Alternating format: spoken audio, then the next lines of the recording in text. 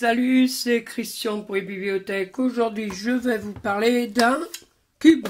Non, en fait, il s'agit d'un NAS proposé, comme on le voit là, par Buffalo. Il s'agit de la LinkStation 220. Donc, on va tout de suite découvrir sa connectique. On a un bouton, le marche-arrêt, un port USB qui va nous permettre d'y connecter un disque dur externe, pratique si on veut donc copier des données juste après sa mise en marche, une prise RJ45 que l'on viendra brancher à sa box ou à son routeur, et la prise d'alimentation. On voit le ventilo. Sur l'avant, on a deux LED. Une LED qui s'allume dès qu'il est en route et une LED qui s'allume quand le disque dur, les disques durs travaillent. Je vous propose de découvrir l'intérieur de ce NAS. Donc on l'ouvre comme ça et on voit qu'on a donc les deux disques durs,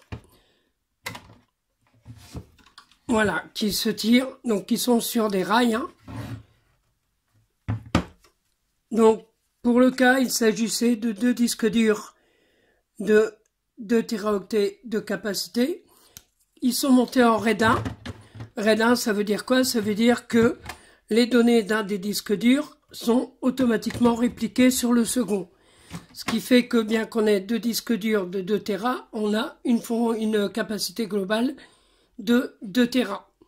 En RAID 0, on aurait eu 4 Tera. Ça se serait additionné. Le RAID 1 favorise la sécurité à la place disponible. Je vais essayer. Voilà, tout simplement. Donc, vous voyez, il est relativement compact. Il fait un peu plus de 20 cm de long, un peu plus de 12 de haut, 8, je pense, en largeur, pour un poids qui est, je viens juste de le peser, de 2157 grammes exactement. Donc, un peu plus de 2 kg. Donc, moi, je l'ai posé dans la salle, juste à côté de la box à laquelle il est relié. Et il sait se faire très discret. Il est fourni avec, bien entendu, un câble RJ45 et également, je ne sais pas pourquoi je le précise, mais quand même, avec son alimentation. Voilà. Donc, dans l'article, vous avez son fonctionnement. C'est un fonctionnement vraiment très simple. On trouve tous les utilitaires à charger sur le site de Buffalo. Et c'est vrai que même si j'étais un peu sceptique, il faut avouer qu'avoir un NAS à la maison s'avère bien pratique pour les sauvegardes ou pour le partage des données. Ça permet de voir les photos de la famille directement sur le grand écran de la télé. Et ça permet à tout un chacun, quel que soit l'emplacement et l'appareil dont il dispose, ordinateur ou appareil mobile, tablette, smartphone, de pouvoir sauvegarder ses données et éventuellement, selon les droits qu'on attribue au dossier, de visionner, de profiter du moins des fichiers partagés par les autres membres de la famille. Voilà, j'espère que cette toute petite description vous a plu.